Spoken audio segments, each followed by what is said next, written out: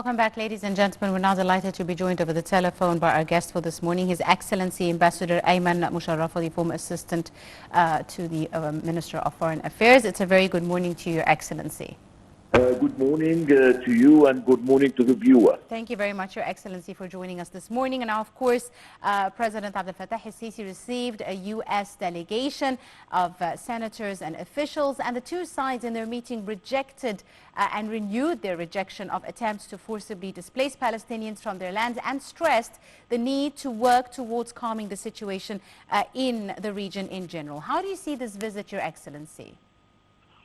Actually, this visit is in the framework of the ongoing consultation between Egypt and United States across various and different levels, especially due to the current regional conditions, particularly in the Gaza Strip. The American delegation was keen to listen to the point of view of the President and his vision to what is happening in Gaza Strip, and the American and the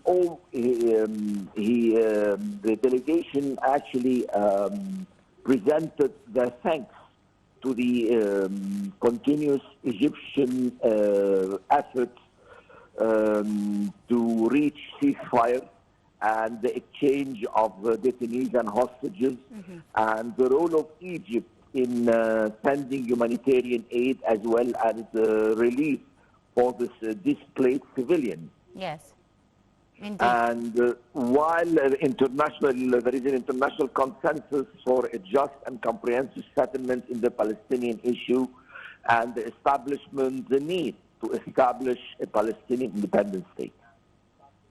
Absolutely. Your Excellency, we've seen the President reiterating the imperative necessity of a ceasefire as well as exchange of detainees and hostages, as well as the uninterrupted delivery of humanitarian aid. How important do you see these pillars of the discussion between the two sides, sir? Actually, Egypt is, from the outset of the crisis, have deployed all diplomatic efforts in all levels to try to reach a ceasefire and to try to establish a line of humanitarian aid to the Gaza Strip, since Egypt is the only lifeline to the aid to Gaza. Yes. And in the same time to try to ease the crisis through trying to exchange the prisoners and to facilitate the exit of foreigners through the Rafah borders.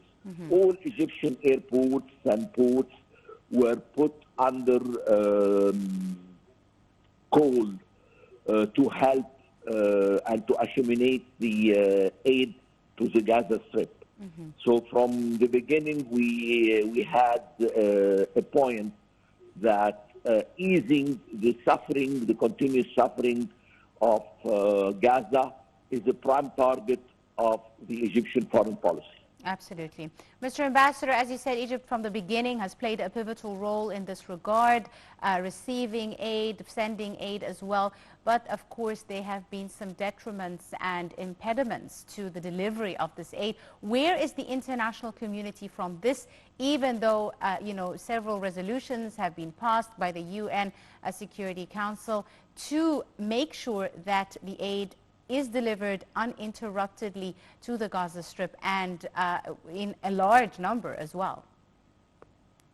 Actually, as you said, all international resolutions passed by the General Assembly, by Security Council, by specialized UN agency fell short of delivering aid. Actually, before the crisis, you had 800 trains passing daily to the Gaza Strip. Right now, what is passing through the Rafah border is only 10% of the need of the Gaza people. Yes. And this was expressed by all United Nations relief agency that humanitarian crisis is looming ahead. since the medical sector is short of medicines and the infrastructure, water, electricity is not functioning. Israel destroys 70% of the building of Gaza and around 80% of the infrastructure. They want to transform the Gaza Strip in unlivable area. So the role of Egypt is to try to ease the suffering of the people and to have this permanent ceasefire to be able to reconstruct the destroyed Gaza Strip, to provide to the Palestinians a decent way of living. Yes. Indeed, Mr. Ambassador. Also, we've seen President Sisi's calls for the relief of the displaced civilians, which is a very important call, especially now that we've seen a very large number of Palestinians displaced internally from their homes. The United Nations agency signaled that there is 2 million internally displaced out of the 2.3 million Gaza inhabitants. And most of them are passed through a very tiny strip in the Rafah city. Rafah city has the capacity of 100,000. It's hosting right now around 1 million Palestinian internally displaced, which would create a humanitarian crisis in all levels. Absolutely. So the Egyptian foreign policy has several times reiterated and insisted that any forcible movement of the Palestinians is totally refused and categorically refused. And this was the position of the international community and all regional political grouping like the Arab League, like the African Union, the European Union. Most of the international community that are aware of this growing crisis in the Gaza Strip, and we hope that they will exert the maximum pressure on the Israeli government, especially the Americans, since they have a leverage on the Israeli government to stop the aggression and to give peace an opportunity to start building the Gaza Strip again. Absolutely. Mr. Ambassador, what in your opinion is needed in order to start a serious path with an international consensus for a just and comprehensive settlement for the Palestinian issue and the establishment of an independent Palestinian state? Actually, since the Madrid conference and after that the Oslo agreement, the Wye River agreement, the Cairo agreement, we had many international conferences and agreements which was not respected by the Israeli government. Yes. I do believe that the first step is to have a ceasefire and to have an international conference which would deliver resolution, binding resolution, respected by the Israeli government, enforced by the international community, and especially the Security Council, because most of the conferences have failed really to deliver a binding resolution forcing Israel to in the path of peace, because the Israeli government is just wasting time. And the policy of settlements in the West Bank and Gaza, you have more than around 200 settlements, most of them illegal settlements, eating up the West Bank. So how to have a viable Palestinian state with such policy of settlement and destroying the life, systematic destroying the life of the Palestinians? We need a hope to give the Palestinians a hope that they will have a viable state, a livable state in the West Bank and Gaza Strip according to the 242 resolution and the 338 resolution. Absolutely. With of course, East Jerusalem as the capital of the new Palestinian state. Absolutely. Mr. Ambassador, in your opinion, so what steps need to be taken urgently from the international community to stop the Israeli aggression, the Israeli bloodshed, and at the same time make Israel comply with international law, which they have broken on many fronts? I do believe that the political pressure is not enough. They should look for other way of Israeli government through sanctions, through other measures, because actually the political leverage and international resolution doesn't function.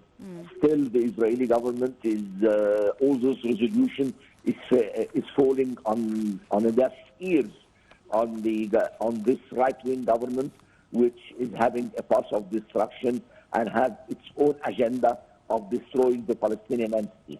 So, I mean, the international community should be more active and should put more pressure on Israel to stop its aggression. And I think what South Africa is doing through having a legal path in The Hague would be the start of a step towards enforcing international law on Israel. Absolutely, Mr. Ambassador. That actually leads me to my next question. How far do you believe that what Israel is doing is carrying out an organized ethnic cleansing in Gaza? Well, actually, moving population forcibly during war is constituting in the international law and international humanitarian law as a crime of genocide and a crime of ethnic cleansing. Yes. What is happening is just an ethnic cleansing. And I think what they have in mind is just to have a safe area around the Israeli border with Gaza and to move people from the north to the south, which constitute another war crimes. And destroying the house of civilians and infrastructure and civilian installation is another war crime. So I think they should pay for their crimes and they should pay reparation for what they have destroyed. Yes, indeed, Mr. Ambassador. Let me ask you, sir, what do you expect in the upcoming days? Now we've seen a persistence with the attacks. The humanitarian situation on the ground is dismal, yet still we are seeing no takebacks by the Israeli occupation forces. Actually, I'm afraid that the tension, what is happening in Lebanon, in south of Lebanon on the Israeli-Lebanese border, is an ominous sign, because I think that maybe Israel have in mind to enlarge the crisis to create more chaos in the area, which doesn't signal that Israel is on the path of peace. And still the war cabinet have signaled several times that the war and this military campaign will continue in Gaza for several months. So I do not see any sign that the Israeli will back down or they will rethinking their strategy. So you will have more suffering on the Palestinian side. And even you see their policy in the West Bank. Daily incursions, daily killing, daily targeting civilians. So on all sides, the Israeli government is conducting a very, very aggressive policy on all fronts. And the Minister of Defense have signaled that we could, in a very arrogant statement, we could fight on several sides, and the Israeli army is ready for any options. Absolutely. Your Excellency, let me ask you, this American delegation that recently met with President Abdel Fattah al-Sisi spoke about Egypt's historical role in the region as a force acting for peace, stability, development, etc. Do you see a shift to a certain degree in the stance of the international community in light of this American delegation's visit? Could it signal, for example, a shift in the narrative, in your opinion? Well, American delegation from the Congress, from the American government are constant visitors. Mr. Blinken has visited Egypt several times. You have the Minister of Defense visited Egypt several times. The international community and the American government knows very well that we are an honest broker, and we don't have a special agenda, and we are keen to establish a permanent peace in the region and to try to diffuse the ongoing crisis in all sides, not only in the Gaza issues. And Egypt, the problem that Egypt is surrounded by a narco crisis in the south, in the east, in the west, and in the remote south, near Yemen and the Straits of Bab el-Mandab. We are facing with a multiple faceted crisis. Always Egypt is having this permanent role in trying to diffuse the crisis around the border of Egypt. The geography has put Egypt in very difficult position, actually. Yes. And always Egypt is a factor of stability and peace. Absolutely. I'm afraid we've run out of time. I'd like to thank you very, very much, Your Excellency, Ambassador Ayman Mushraffa, former Assistant Foreign Minister. Thank you very much, Your Excellency, for your time and for your insight, as well as for joining us on this morning's edition of The Breakfast Show.